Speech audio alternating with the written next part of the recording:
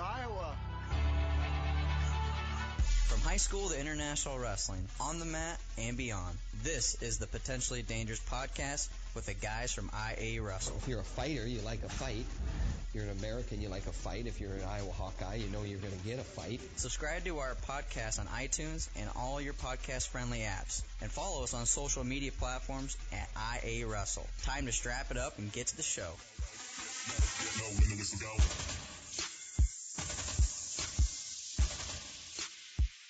Episode 116 of Potentially Dangerous is here. Nick Ryder, Tony Hager. I'm back from Talladega, so I lost my voice a little bit here. So please bear with me a little bit. But, man, the race was crazy.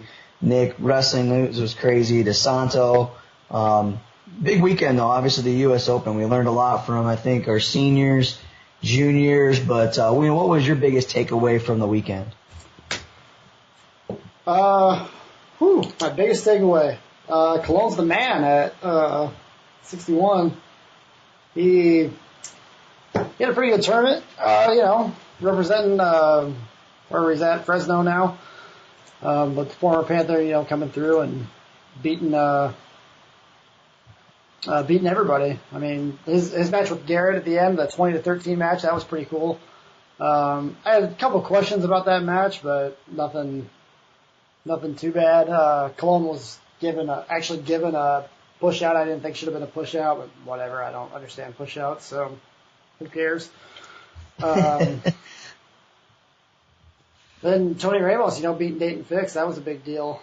Everyone kind of thought that Fix would kind of sort of figure it out, but Ramos is, like Max said in the other podcast, the ultimate tactician, and came away with a 2-2 win. That was big. I was kind of surprised Terrell didn't place higher than 5th, but that's just me.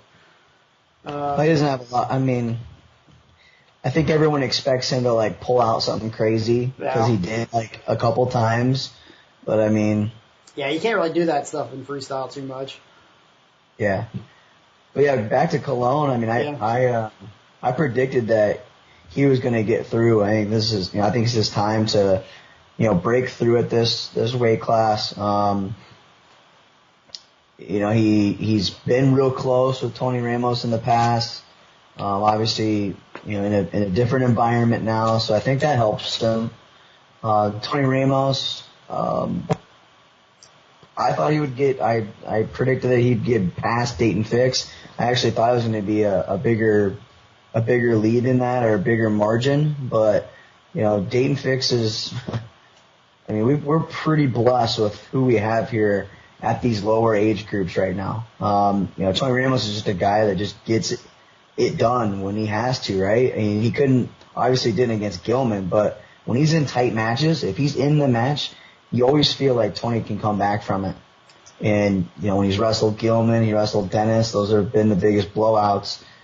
If he can keep a match close and control it, he can beat almost any American, For sure. And that was one thing. For some reason, I haven't seen Ramos's matches against Gilman, but in the Dennis match, back at the World Team Trial or the Olympic trials, he looked not like he didn't know what to do, but he was just overpowered. I thought by Dennis, it was crazy, especially when after Dennis took him down. Obviously, it was just over, but. Yeah, he did a really good job of staying in position and fighting stuff off that Fix probably hasn't seen before or experienced before, with guys being super strong and being able to fight out of anything he can throw at them. What were your takeaways from Joey McKenna taking that weight class up at 65? Oh, the only matches I saw were the ones with Iowa ties. I got you. I didn't have time to watch this weekend. We have 5 birthdays all on April 28th in my family. It's insane every year. So I didn't. I kind of heard. I think about. Stieber got 3rd. Yeah, I saw. Who did he lose? He lost did he lose to Ironman, or did he lose to McKenna? I didn't watch the match. I'm just looking at the results and saw McKenna got first, but yeah, I was hoping Ironman would kind of pull that out, but like I said, I didn't see it, so I don't know what happened. Like just quick. As far as Iowa results go, I mean, I think if you're an Iowa Hawkeye Wrestling Club fan, Dardane's at got fourth. He obviously got tagged by Stieber, but I mean, I don't know. Would you classify it as a successful weekend if you're in the state of Iowa? Obviously, Ramos. I was thinking about that too. After seeing Mark Perry's interview on Takedown last week, where he was kind of talking about, he was mostly talking about Corey Clark and how he was healthy for the first time, and that was a big. I mean, Clark's match with Megaludis was just like Corey Clark's got to figure out something to either attack the legs or defend his legs better. That's how Megaludis beat him. Was just he was giving up everything on his legs.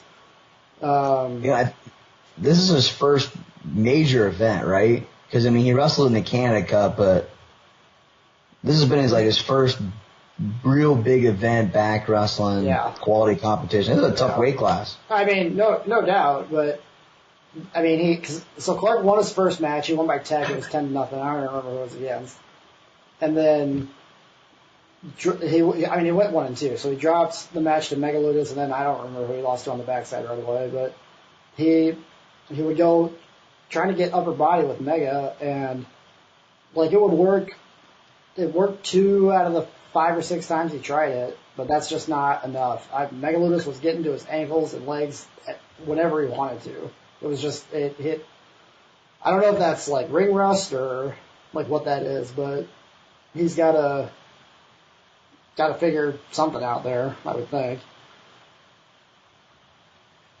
But just kind of matches. But I mean, I still think it's kind of early, but I mean, if Mark Perry says he's healthy. For sure. And like that's the biggest thing is that he's healthy and can, move his shoulder again, but like we'll just see what comes next. I don't really know. I'm not a big freestyle guy, so I don't really know the schedules or anything. So we'll see where he wrestles next and what's on the horizon for him, I guess. The other Iowa guy I was super surprised at not being in the first place match was Kevin Gadsden. Just losing to Schaefer in the last couple seconds, I think. Like on an arm drag, I think is the way I heard it described. I didn't see it. But yeah, it was just, it was like, whoa, what? And Gadsden is returning, U.S. Open champ. But the match with Burak too, I think last year Burak just kind of dominated him, or he dominated Burak. I mean, and this match was a little bit closer. I did watch that matchup, so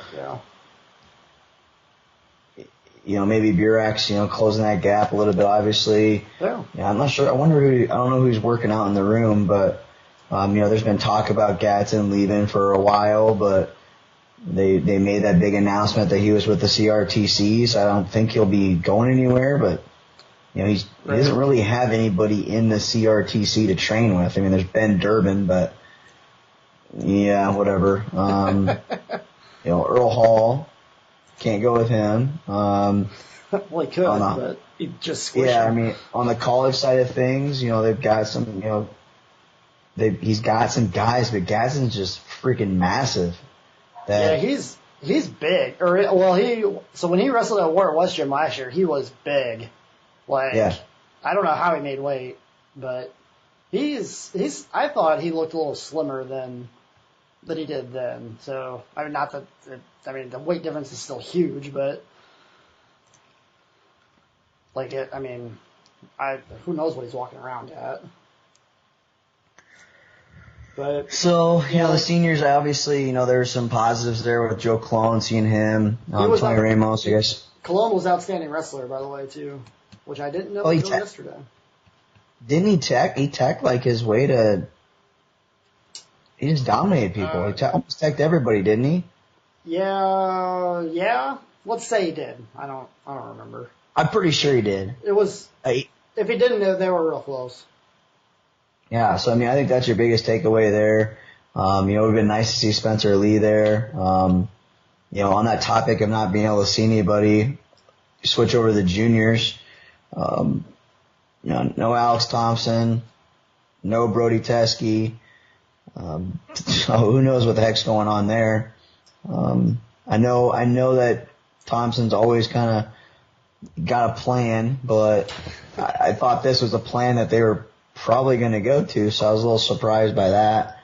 I know, I think, Block is getting in, I think he got top 8, so I haven't watched any of his matches, but I think the kids that were at his weight class, I think that's a pretty damn good, successful weekend for him. Gable Fox just out of the top, All-American status. So Northern Iowa, also, you guys started knowing these guys, Ryder. Drew. I got another year. Drew. What do you mean? I mean, they might be starting. Yeah, I mean, we'll see. I don't Drew know. Bennett, double champ. I don't follow all the high school stuff. Like, even Fargo confuses me. Like, I'm not very smart, so, but the junior team is like for guys who are under, what's the age limit? Like 20? Well, you can really kind of go. You can cadet in the cadet and the juniors. That's the limit, you're saying? Yeah, that's what I'm asking. Yes, I believe so. Like, I don't even know. I've never known. Juniors is higher than that. I mean, I believe you can be. Anyways. Yeah, let's just throw out. Let's say it's 20, whatever. So yeah. How old? So what's the Western Regional? What does that mean? I've been wondering why. So that's like a qualifying tournament for Fargo. Okay, but that's totally separate than like juniors. Yes, so like cadets. So like Nelson Brands, that he's cadets. Yeah, that's why he was there. Yeah, it's super confusing of why some people wrestle in the not the juniors and wrestle in Western. I don't know why kids decided to do like Blockus. He's in the juniors. He didn't wrestle in the Western. It's right. That's what I don't understand. So like, it's just up to the wrestlers and like their coaches, like as to whether they wrestle in like the Western Regional for Fargo or Randy Lewis. Well, there's lots of Randy Lewis is saying we're wrong. So Randy Lewis, explain to us in the comments what we're wrong about. So there's multiple. I believe there's multiple Fargo tournaments, qualifying tournaments. So like USA State is this weekend. That's a qualifying tournament. For Fargo. Then there's Northern Plains tournament. That's a qualifying tournament. So Michael Blockhouse wrestled in the what? UWW Junior. Yeah. Freestyle. So that would qualify him for like the national team. Or yes. Whatever. That doesn't have anything to do with Fargo, but could he still wrestle like could he have wrestled in the Western Regional to qualify for Fargo? Yeah. So that's what I find confusing. Is like they can do both. So wanted to, but so Shares is saying on the Facebook Live comments. If you're an All-American at the UWW Juniors, I'm guessing that you're going to auto qualify for Fargo, too. Okay, so Shares is saying there are two separate classifications. You have UWW Cadets, Juniors, and Seniors. Okay, so that's that. So then you have what we do here nationally, which is Junior, Cadet, Schoolboy, and like everything else. So that is what Fargo is, yes. the national. It's the national championships for the juniors, cadets, schoolboys, and everybody else. Correct. Okay, see that's like it's super confusing. Like all the qualifiers and all the So UWW would be like, your that's world. the world teams. Yeah, right. Western Regional would be, trying to get to Fargo. Right. So that's what I don't really understand. Is like, why would you choose to like one and not the other, or like why would you, especially once you're out of high school, or like as a senior maybe, like maybe bump up to like the U.S. Open level. A guy like Nelson Brands I don't know why he wasn't at UWW Juniors. Why isn't Teskey there? Maybe why hasn't even Bennett there? I think these are guys trying to test themselves against the best people in the country, which really are going to be people that are, most of the people at UWW Juniors are going to be people that are, in college, right? So they've a lot more experience. So, seniors wrestling in that event, it's like I said, it's pretty impressive to see Michael Blockus, come out in place, right? Yeah, he was in the quarterfinals. So anyway, I find it confusing and really wish it was simpler, but that's just me.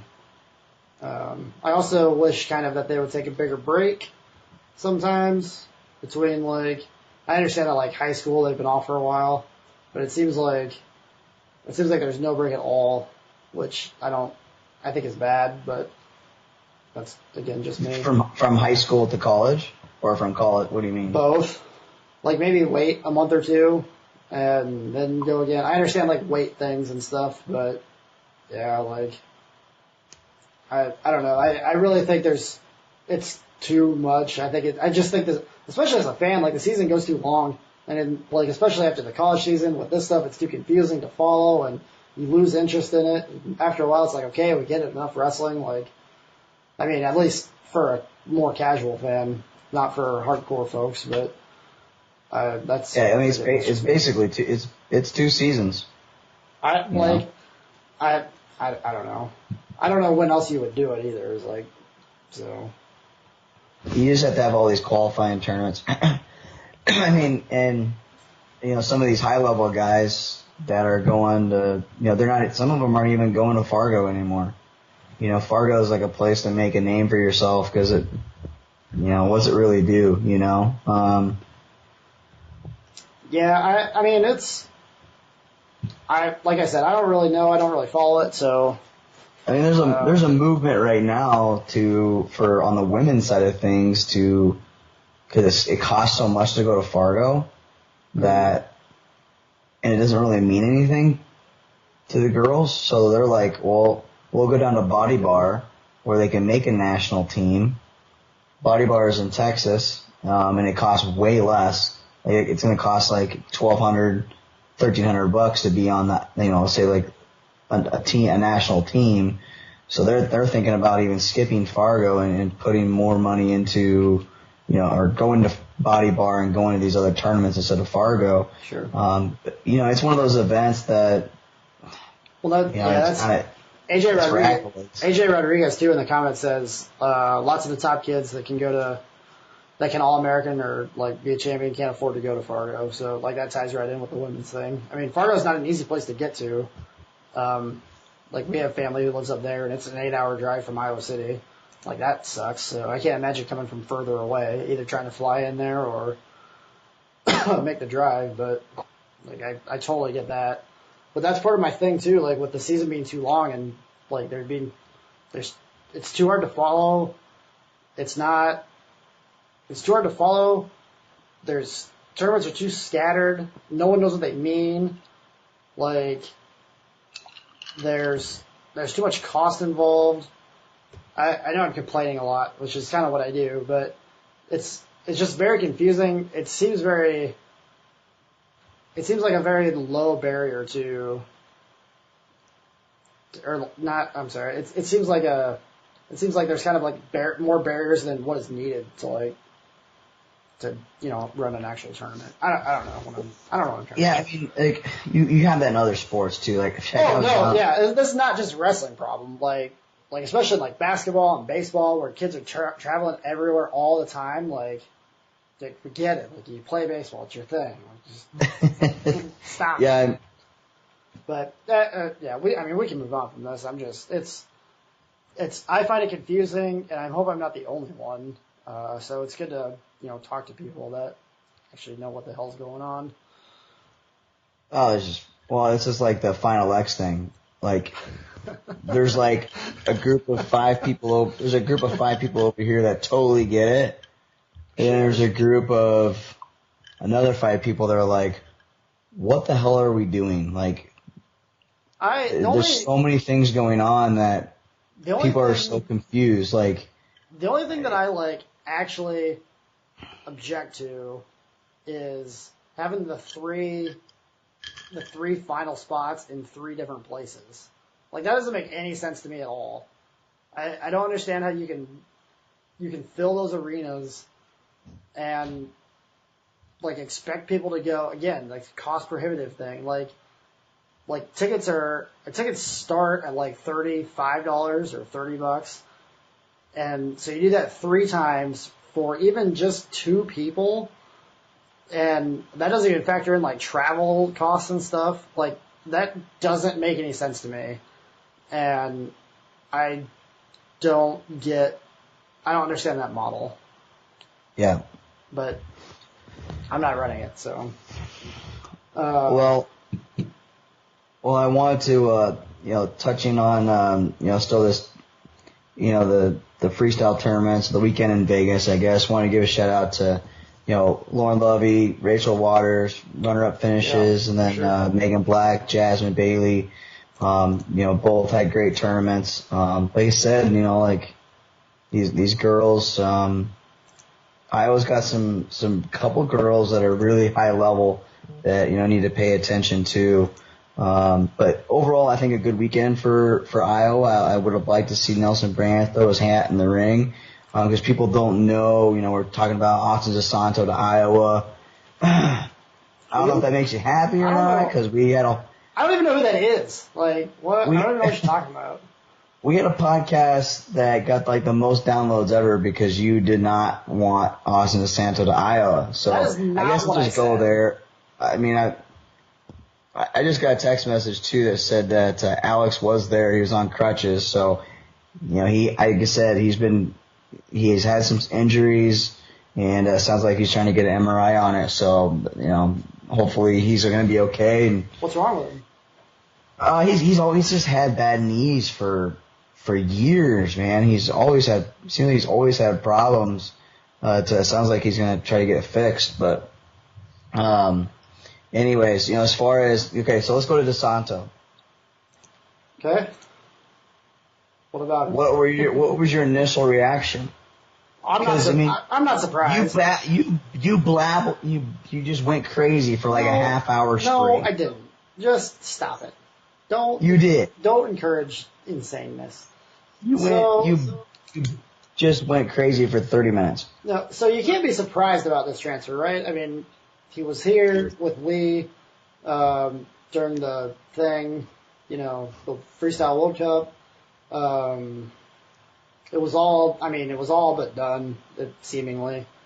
Iowa was recruiting him. He was recruiting Iowa, I guess.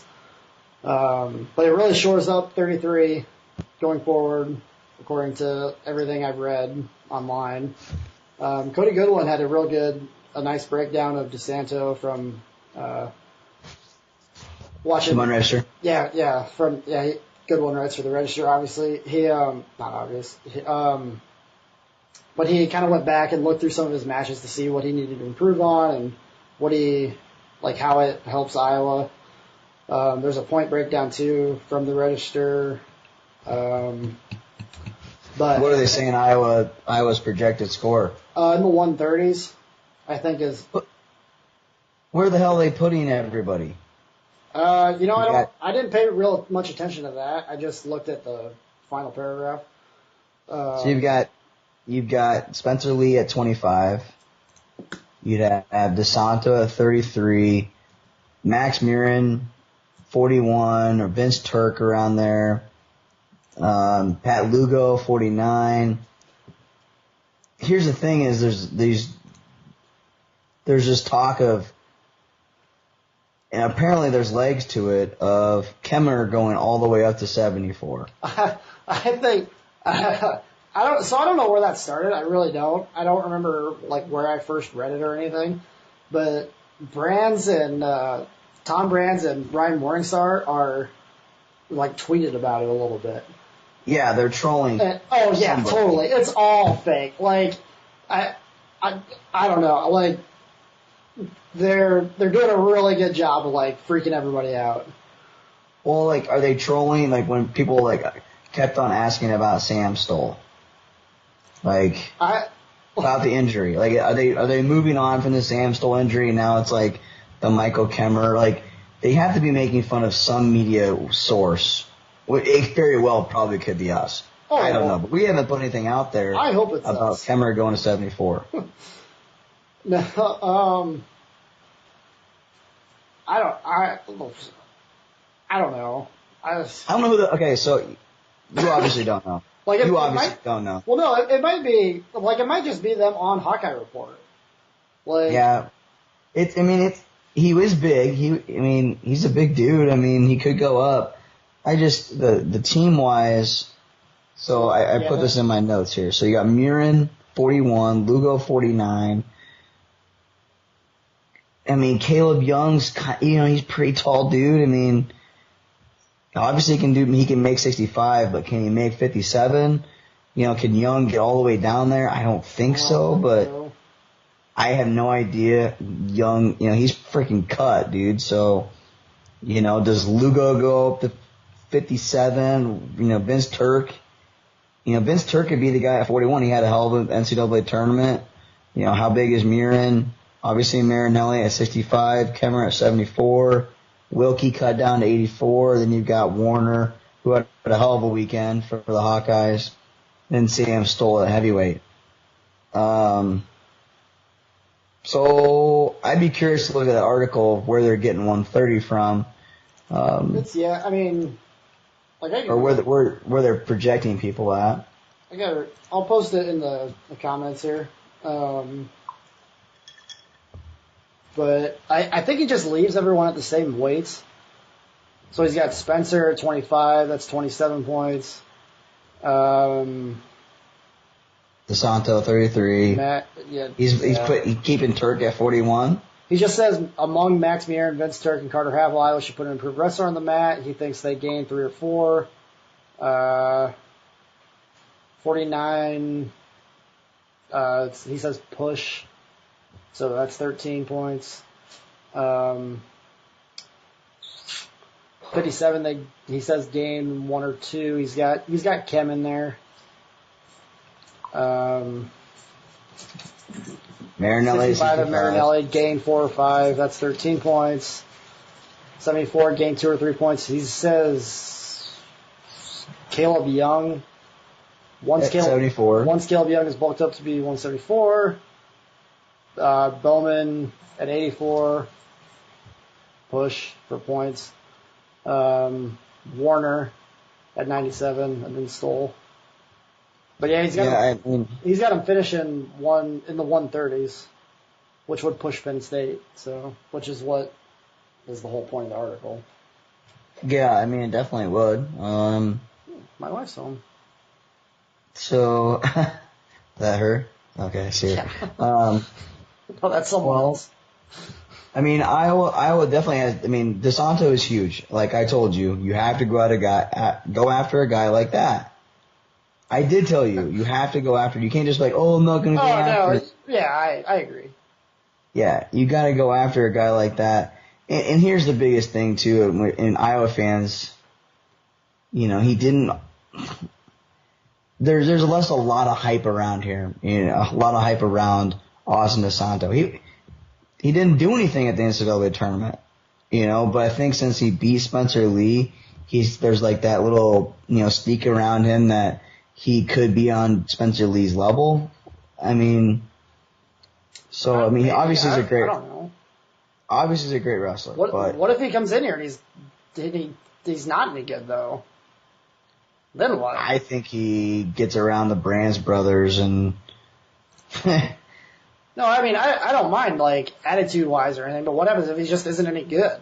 Like, what if he comes in Big Ten competition is so much harder that, I mean, what if he's just average? What if he doesn't All-American again?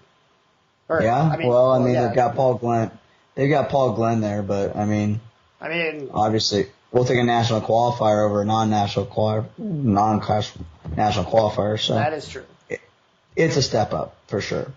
I just don't know how, if Kemmer goes up, where these weights are going to fill in, but apparently, there's a plan if they do move up. Maybe there's just a big cut.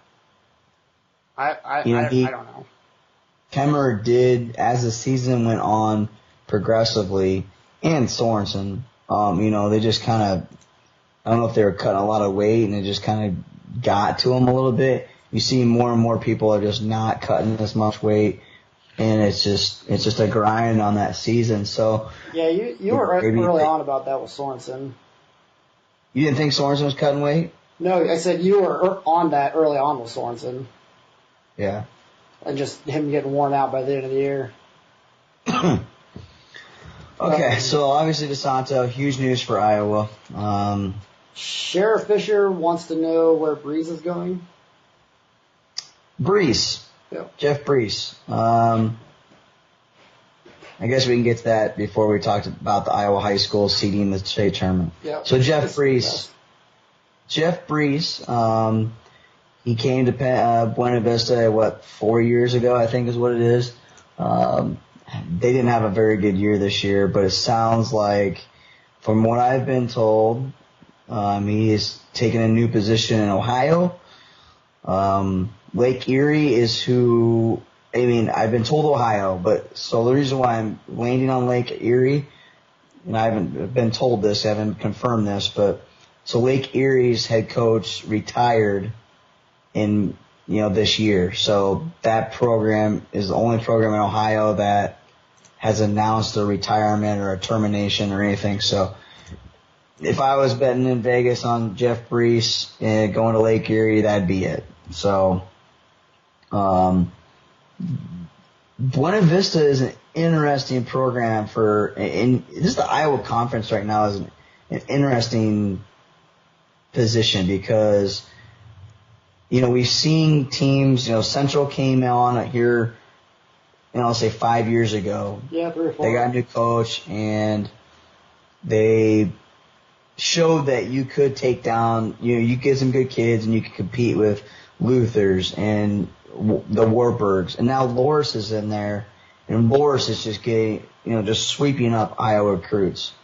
So I don't know if Buena Vista saw that. Holy cow! If Loris can come out of freaking nowhere and dominate in duels, why is Buena Vista not there too? So, Division III is very hard to recruit. Extremely difficult. And if your academics are, I know this sounds horrible, but if your academics are more important than athletics in Division III, as far as admissions go, you're not going to be able to compete with Warburg. Yeah, so Alex is saying, Alex Williamson is saying, what are we considering competition for Wartburg? Like, Central placed a few guys. The last time the D3s were in the Cell Center, because that's the last one I went to. But they're not, Wartburg is Wartburg, and the rest of the Iowa Conference is the rest of the Iowa Conference. Zero competition within the Iowa Iowa Intercollegiate Athletic Conference. But, it seems like Wartburg's the top. And you kind of got all the rest of the guys spinning the wheel. Like, it's like Game of Thrones. It's like a wheel. Like, every once in a while, Central's on top. Every once in a while, Coe's right there with Wartburg. Every once in a while, Luther or Cornell will have a couple guys there. But Wartburg's above that wheel. Every year. It doesn't. Wartburg, they're too good. It's insane. Oh yeah, when I say Loris is having success, I'm saying Loris is having success within the Iowa Conference. Yeah. They have a long ways to go to be competing for national titles. I mean, Warburg is on a whole nother level, but they're just in Iowa as far as recruiting goes. Warburg gets them all. So when you see some of these guys, committing to Loris, it's kind of if I'm an AD, I want to know how the heck is Loris getting these guys? Because the always excuse is, well, Warburg gets everybody because they have all this tradition. Like, Loris clearly has figured a way to get it out. Maybe they got Warburg's book of business and know who the hell they're recruiting, and they're getting them all. I don't know. So, well, and you got Grandview in there too. So it's extremely difficult to recruit in the state of Iowa right now. So that's where Jeff Priest is heading. I would say 95, 98, 99% chance that he's heading to Lake Erie, Ohio. He gone. And I think your next man in, Sean White came with Jeff Priest to Buena Vista 4 years ago. I think, he's a former Iowa Conference champion, wrestled at Wartburg. He knows how to recruit in Iowa. I think that he'll put his hat in the ring. It'd be interesting. There was a ton of people that interviewed for Simpson wrestling assistant coaching job, which was shocking to me because they really struggled to get good kids in there. Obviously, that's where I went to college, so I have a little insight there of how hard it is to get people to get accepted to that college. So, I think there'll be a lot of people that are applying for that Buena Vista job. So, that'll be enough on that. We'll talk more maybe next week on that, but EV, done. Any other questions? Nope. Let's talk about high school. Let's go to high school seating. Yeah. I'm excited about this. You do not know anything about high school. No, but that's not why I'm excited. This is going to be great, because whether or not they do it, it's going to be a disaster one way or the other. Half the state's going to love it, and the other half is going to frickin' hate it, and it's going to be great. I see so many different arguments that, this has been talked about so many times. And so if you don't know, you can go to our website, obviously, iawrestle.com. Iowa High School Athletic Association put out a press release this week saying that they had a board meeting and they're going to change the way that the state duels is seated. Thank God. The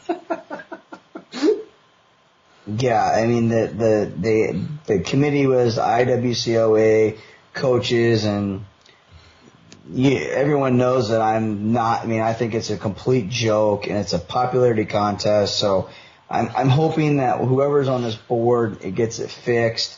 Time will tell who's on this committee.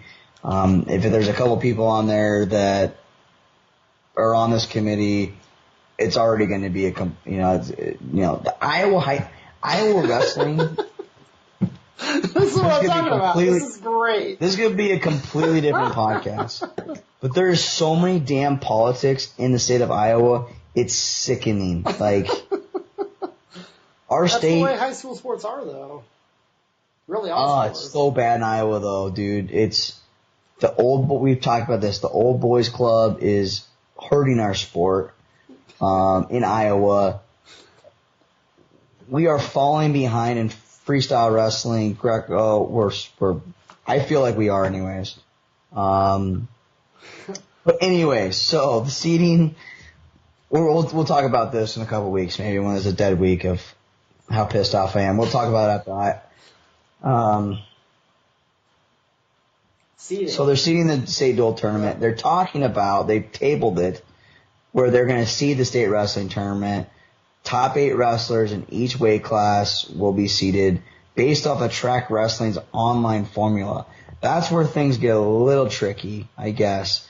Kirk Crittenden is like a seating rankings guru, right? And you have to set a criteria for the state wrestling tournament.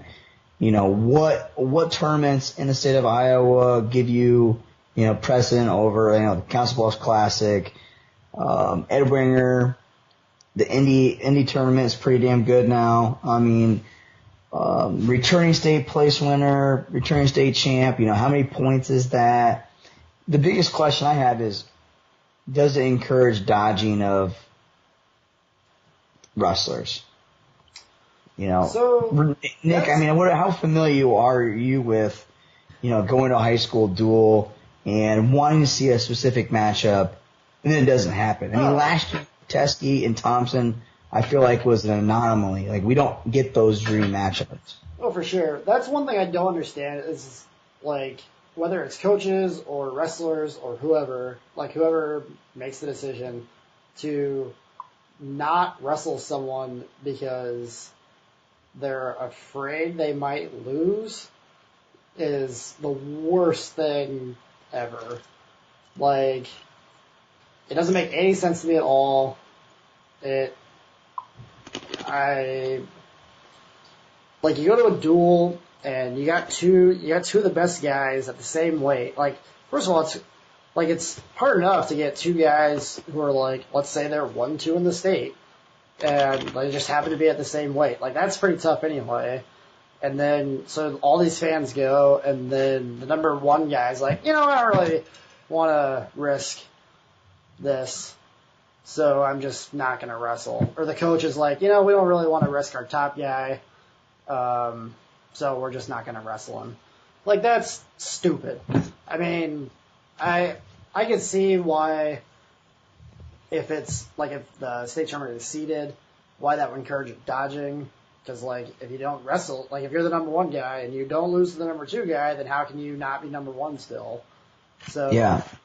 But, like, if they're going to do this, it needs to be this way, where, like there are set criteria, like, for a guy, or for each weight, where it's all the same, and you can't have a committee doing it.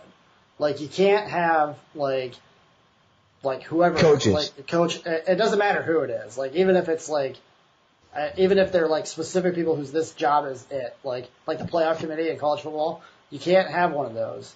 Because every year you'll have, like, oh, well, this person is biased against this person because they're from Gilbertville and they favor all these Bosco kids. Or, like, I'm from Coralville, so for whatever reason I would favor, Iowa City and Iowa City West. No. Like, if you're going to do it, you got to do it somehow mathematically. And with that stuff, it always comes, where people figure out, like, how to game the system. And it's, yeah, I mean, I don't know. I like the idea of a seeded state tournament, just off the top of my head, because I don't really like the random draw. That's just me. But it's a tough thing to put out there. The biggest, I kind of think, from the press release that it got people throw from loop, and it talks about, like, their record, right? So someone that goes 40-0 will not be ranked above somebody that goes 35-6 just because of record. So there will be a criteria, because you might have guys, like Southeast Polk, they go to Cheesehead. Waverly goes to Cheesehead. Speaking of Waverly, they wrestle a ton of 2A teams. So, is that going to hurt them because they now have a lot of 3A competition? It's going to be interesting to see, like, how many. So track wrestling, we should have Kirk Crittenden on here. So track wrestling puts out, like, when he sees the CIML wrestling tournament, it's like a mini state tournament, right? So it's really hard to see that tournament, but track wrestling puts out, like, based off of matches they've had, they've kind of preceded the tournament based off criteria they've already set place, which is kind of cool that track wrestling has that model, but you easily could seed 1 through 16 like that.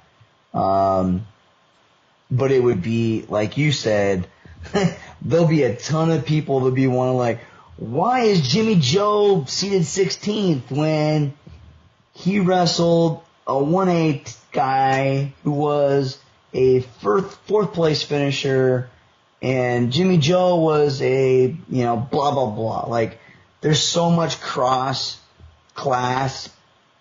I think, craziness that you will have of coaches wanting to use that as a reference. And it's going to be one way or the other, whether or not they decide to do, I don't know that there's a big outcry for it now. There is. I mean, so then there is.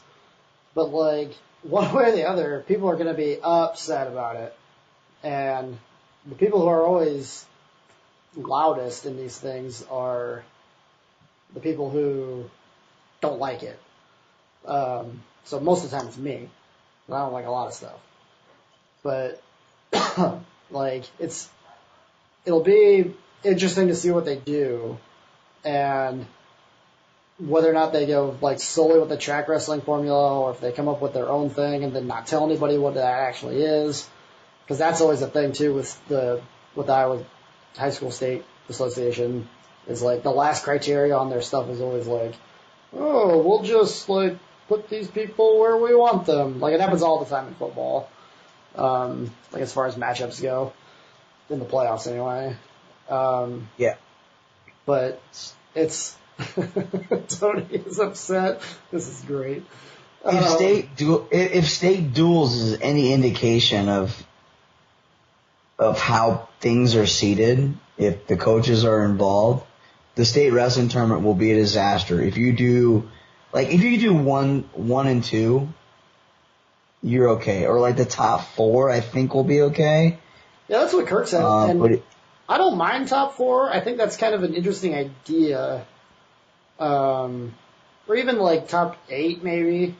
The top 4 I think is, I don't know how I feel about it.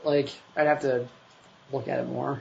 But I think. Yeah, and then you'd have to, are you drawing in district champs and district runner-ups?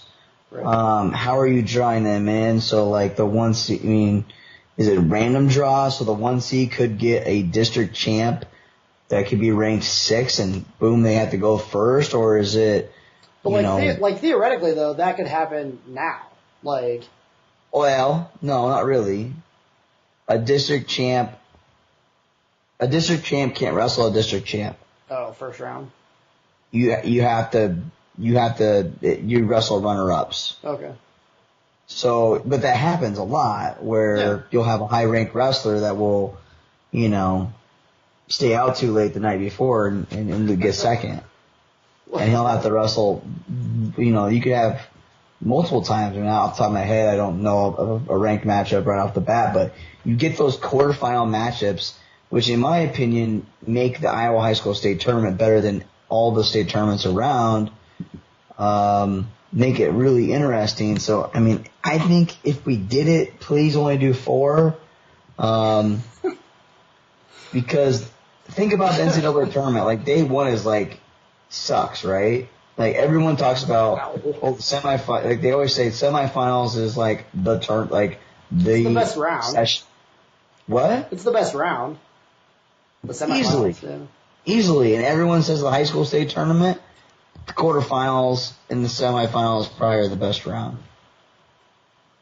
Because you have quarterfinal matchups of 1 versus 3 in the state of Iowa. Yeah, I get it, but if it's seeded, then don't you it's just trying to guarantee those matchups more. Yeah. So, why not do that? I get it on both sides. I don't particularly care either way, so. Everyone's gonna have to wrestle everybody anyway, or they should. Yeah. The biggest argument for seeding the state tournament is, in my opinion, you seed every other state, you seed every tournament in the state. Every weekend it gets seeded. Districts get seeded, sectionals get seeded. Ogden Matt tournament gets seeded. So all these tournaments get seeded already. Why isn't the state tournament seeded? So No. I get both sides of it. What? I get it. Like I'm totally, I can see both sides. I don't know. I just the best matchups will eventually happen in the quarterfinals, semifinals, finals. Will have your best matchups every single year if you do that. But there's some kind of like mystique about like having that potential first round matchup that makes me love the state wrestling tournament. But it'll be interesting to see where this all kind of transpires. There's obviously people pushing it. The right people get, as like I said, old boys club, you get people behind it that push a certain motive. She gonna be pushed through.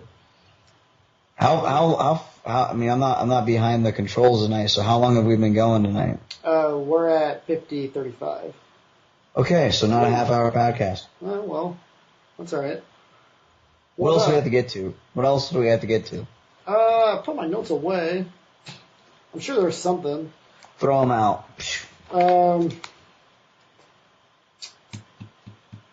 Well, the Iowa High School, the Iowa USA Wrestling Tournament is this weekend. Oh, that's right, yeah. Southeast Poke. I don't know what that is either. What is that? What? I don't know what that is either. I don't. It's another tournament at another high school. And weren't there 4 last weekend and 4 the weekend before? This is what I'm talking about with things being too complicated. This is a qualifier. For Fargo. But you have a lot of the big names that don't come to the Iowa USA Wrestling State Tournament because they can go to Northern Plains. So basically Iowa USA State is a bunch of people that just want to say that I shouldn't say this. You have more people that qualify for Fargo that have no business of being at Fargo. That's just, that's what it is, I guess.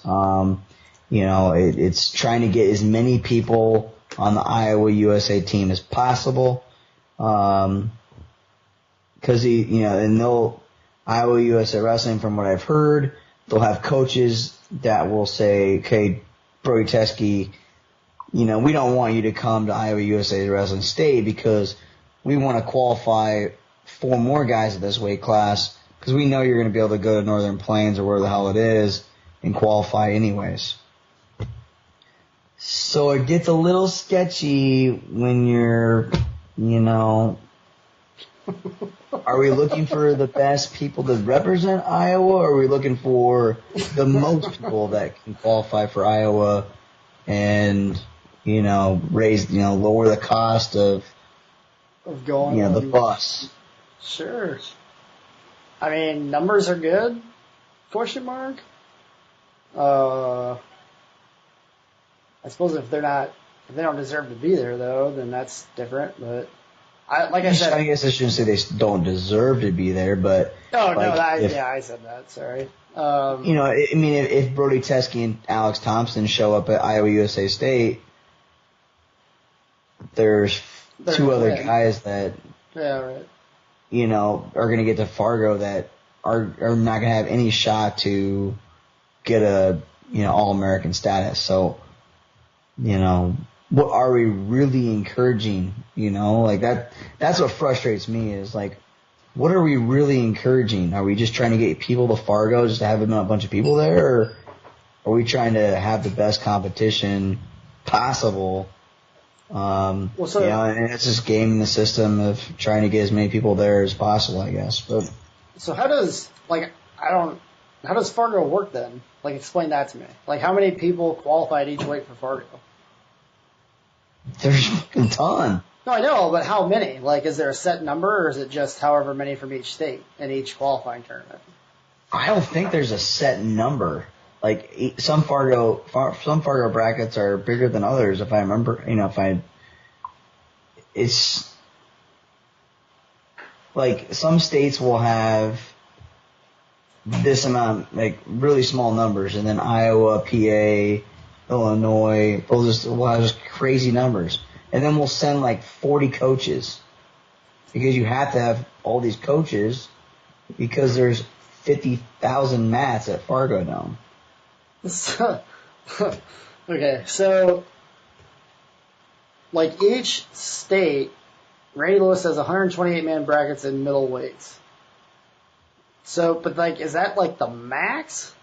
Like, that's what I don't understand. So like, there's 128 kids at each weight, which is fine. I don't care what the number is.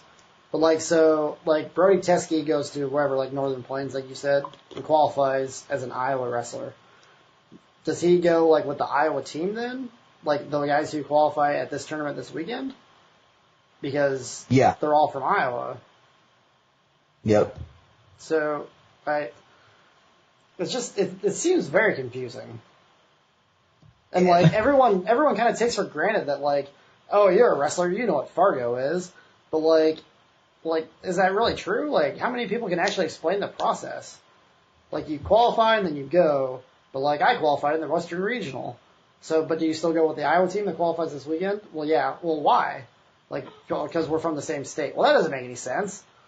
And like, does the Western Regional champ get special? Why are there different? Like, I assume the Western Regional is there because like states like, I'm just making this up, like Washington and Oregon, like who aren't big enough to send whole teams or like to have state tournaments, like send their kids to that, and then they go off to Fargo. Otherwise, what's the point of the Western Regional? Why wouldn't each state just have a tournament? Like, and then they can, like, it's like a big national tournament then.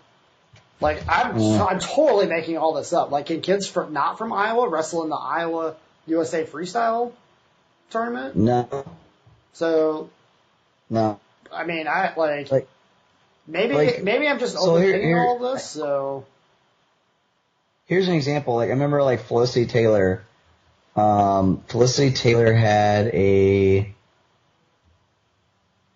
she had some kind of an event going on. Maybe it was prom or something. And she couldn't make it to the Iowa USA Wrestling State Tournament. And they weren't going to let her go to Fargo. Oh man, there's so much. I don't think I don't even know. Like we need to have Shares on and explain it all. I don't think Shares freaking knows. Like when Felicity Taylor's mom told me this story about how they weren't gonna let her go to Fargo. So I don't know if like the women's is different than the boys as far as like who qualify. Like if you have to have a qualifier for women's wrestling. I don't really know that at all. Actually, I shouldn't even say that I do. That's what I mean. Is like no one seems to be able to answer any of these questions. Well, it might just be me that doesn't know. Oh, it's for sure you, but like yeah, like it's just the whole USA Wrestling, like the whole juniors and below, anything that's not a senior level thing, and senior level stuff has their own issues, but like everything below that, like nationally, seems needlessly confusing and convoluted and too complicated, and it's almost so, for me, it's almost so complicated that it's like, why even deal with this? Like, I'll just pay attention to the seniors, and when the juniors become seniors, then I'll pay attention to them. So I guess can't call this family out, but so like. They were okay. They were like okay wrestlers here like 3 years ago. Let's call them the Ryders, because who cares? Let's call them the Shares, Eric Shares. Oh yeah, I like that better. So they avoided one tournament because they knew they would not finish in a certain finish, so they could go to another one where they knew that they would qualify for Fargo. Like. That, like, I just feel like, why are kids just wanting to go to Fargo to say they went to Fargo? Like, is that, like... No, well, like, I understand, like... I do get it, but when... Like... I do get it, but, like, when you're like, well, I know I can't make it at this tournament, why am I why am I going to this one, I guess? I don't know. Well, and again, I kind of feel like you're playing into my thing where there's too many tournaments. Or why the qualification for a national tournament like that should all be standard between states and regions. So that way, the best kids from the Midwest wrestle the best kids from the Northeast or the Southeast or whatever. That way, you can't take a guy from Iowa and send him down to Florida to qualify. That doesn't seem to make any sense. That doesn't make any sense to me. It's kind of like conferences in the NCAA, but that's a different thing. I don't know. I feel like my brain is fried. I had Talladega all weekend. Yeah. Drank. We've gone on way too long. I drank a lot of beer. I will not gonna lie. Okay, hold on. We have another question. AJ Rodriguez wants to know: is Virginia Beach better to be recruited by college coaches, or do coaches like Freako, like Freestyle and Greco, to get them towards the Worlds and Olympics and their name behind it? Boom! What's up on the thing? That's huge. Do they like Fargo or Virginia Beach? Is that the question? That seems to be the question. Yeah. I would say if you're a Fargo All-American, it's way more coaches pay attention to Fargo than for Virginia Beach. If that's the question that I'm guessing AJ is asking. That seems to be the question, yeah. That seems to be the correct answer too. I mean, everyone always talks about Fargo and how important it is, and that's where we were discovered and all that stuff. It's true. I mean, it's a national stage. Track wrestling and flow wrestling have done a great job of making that, the marquee event during the summer. You've got all these, these qualifying tournaments that we've been talking about. That's where the coaches go. There's nothing else going on. It's right prior to when they can, talk. They can, there's a contact time period there when it comes to juniors too. So, you remember Iowa State was able to land all these recruits right away, around Fargo. There's a time period right there. Yeah. So coaches, that's an opportunity for those coaches to get that one-on-one time. When you see a lot of them all in one place, you don't have to go all over the place to see all your guys.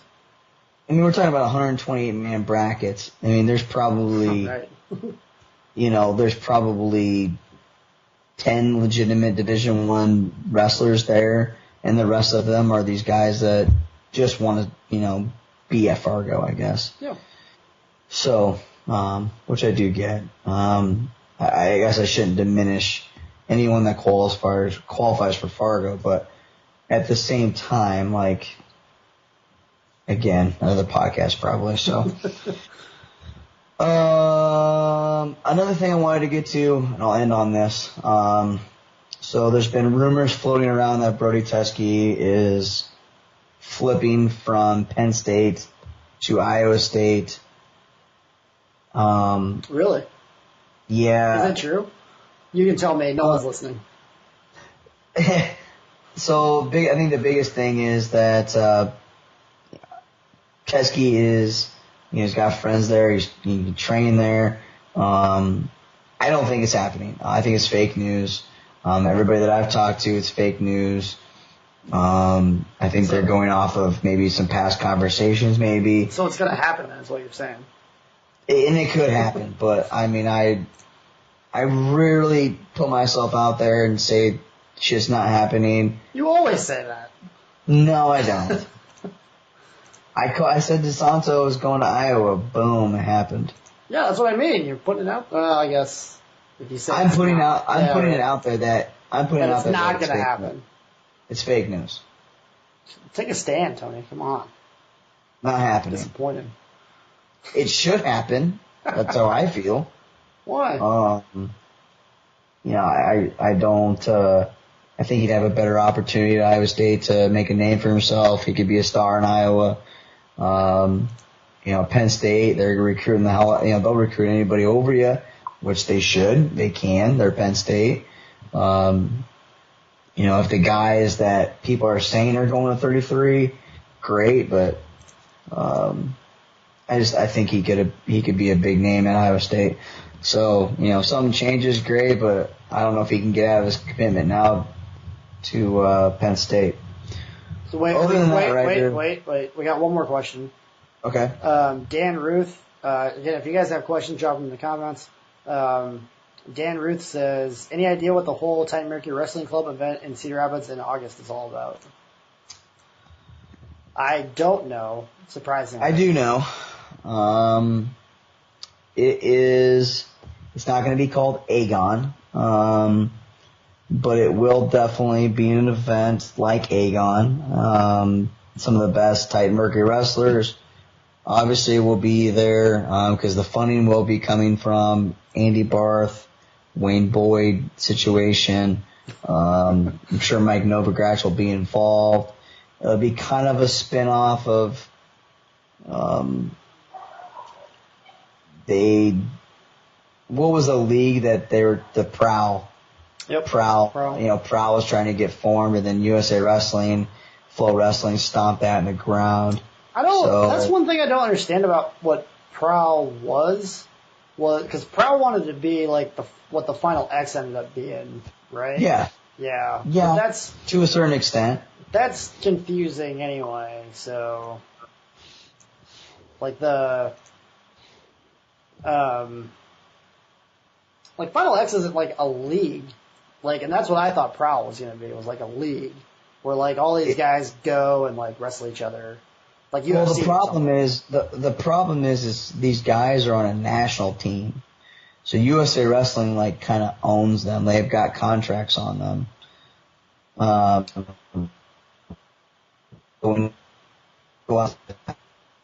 on, you got to repeat what you just said. So Prowl is trying to put these leagues together, or these big events together, and USA Wrestling wants to protect their athletes for something that benefits them, which is world championships. And, so I don't think that they saw the value in a guy like Jordan Burroughs going off and competing. It's just Conor McGregor. He's got a contract with the UFC. They would never let him just fight in the Bellator because it was an opportunity, right? No, so I get that. The whole reason why USA Wrestling is a thing at the senior level is because there isn't a league that can pay these guys. Because if there was, if let's just say Prowl was huge and they had a whole bunch of money from somewhere, they could take those top guys like Burroughs and David Taylor and Dake and all the rest of them, and just say, here's all the money, come wrestle for us. And 100%. USA Wrestling couldn't do anything about it. I mean, contracts notwithstanding, but that's what I thought Prowl was gonna be. I didn't think it would morph into, and then Final X just kind of came out of nowhere to me. Anyway. Well, Mike Novogratz is a huge USA supporter when it comes to right in the dotted line. Well, sure. So, and USA Wrestling needs that stuff. But he was behind Prowl. Okay. If I'm just saying that the way that USA Wrestling is set up, it's not necessarily they're not the, I don't even know what I'm trying to say. We're on the same page here. I think it'd be really cool if there was a professional wrestling league, like Prowl or something, or even if Flo could get something up off the ground where you pay these guys and that's all they do. I don't know how that would work or anything. I think the only model for it is in India there's a thing that they televise and stuff. But I don't know how those matches are determined. The closest thing you probably get to it over here is national tennis. like with the 4 majors and stuff, like establishing all that. But again, like tennis, I don't even know what tennis is, but like the PGA I'm thinking other individual sports. Like the PGA is a separate thing than like USA Golf, which I don't even know if that's a thing or not. But like it's the national organizations are not generally like they're there for smaller sports who like need them to be there, like USA Gymnastics and stuff like that. Yeah. Or like snow, or what's the one, bobsled? Like they have a national thing, like a national committee and stuff. Like it falls under the USOC. Yeah. So this will be completely opposite of that, and I'll be interested to see what wrestlers actually get on the card. Where's it going to be at? I'm sure it'll be at the same arena that Aegon was at, which would be US Five Cellular? Flags. No, US Cellular. it's the US Cellular arena, Yeah, US Cellular Center. I mean, so I contacted Titan Mercury Wrestling Club, and they said that, it is happening, but there's not a whole lot of details of it. The people that were behind Aegon are out. Aegon costed them a ton of money. They gave the wrestlers way too much money. I mean, like, Pico made like $40K. Nice. But, no wonder why he didn't go to college. Yeah, so like, they gotta find a system where they can pay these athletes based off of pay-per-view buys and attendance, like UFC. You can't just be like, okay, hey, we're gonna give you $25,000. Like, this is an opportunity for you to get your brand out there. Like, kind of like how UFC kind of started, where, you can put the sponsors on, your shorts, your singlet. Like, that's the model that I think will work. There's a kid that started in Wisconsin that's trying to start a professional wrestling championships. I'm sure you've seen it. They got a Kickstarter out there. Yeah.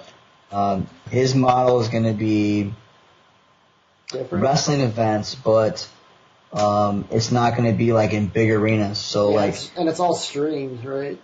Yeah, so there's not going to be like anybody at the event, right? But they want a lot of people to watch the event, so it's going to be an interesting concept. Because that's the biggest cost is getting the venues, right? Yeah, the venues and paying the athletes. Yeah, and paying the athletes. But in wrestling, literally, you could get people for very cheap. I mean, Aegon went way crazy. You went crazy with Aegon, but I mean, you could, a wrestler will come to Carver Hockey Arena or US Cellular Center and say, hey, we'll give you $1,000 to show, $2,500 to win. That's a hell of a weekend for a wrestler. Yeah, that's more money than they make on the national team. Yeah, I mean, the way that USA Wrestling set up right now is if you make the national team, it could, everyone says, oh, the stipend's great. Like, that's the biggest thing with this Final X thing. Everyone's like, oh, you could be on the national team, you get this stipend. Mm-hmm. Well, it might cost you more money to go to these camps than the stipend allows. Like, it's just it's insane. Like, I can't call this family out either because they're completely right. Like, they went to a tournament, and if you're not on the national team, you want to not be on the national team because it's actually going to cost you more money. Because once you're on the national team, you're basically under contract to go to all these certain camps. Yeah. So you don't want to be on the national team technically because you're basically a glorified partner, a wrestling partner that gets paid, that's a backup, and this doesn't happen very often. So I don't think that made any sense, but that's okay. It doesn't make sense? I just don't think your sentence made any sense. Like, I think I get what you're saying, but you don't have to get back into it. It's just kind of difficult to explain. So let's just say, the stipend pays out to, let's say 10th place. Oh, no, well, and like, it's top 3, isn't it? It's top 3, but like, you're third place. Like, you're going to get a little baby stipend, but you're under contract. You have to go to events and stuff, yeah. You're going to have to go out to Colorado Springs, and, if you're not like a big name, has sponsors and a big club behind you, it's gonna end up costing you money and time from probably away from your regular job. Anyways, okay, I'm done. This has been episode 116 of Potentially Dangerous with Nick Ryder and Tony Hager. Thanks for listening on here on Facebook if you were live. Hopefully we'll be back here again next Tuesday, 8:30. That's the plan every single week. Ross and I had to skip a week because of me. Had some family stuff going on. But we'll plan on being right here on Facebook.com/IARussell each week. We'll see you next time. Thanks for listening. Thanks, everybody.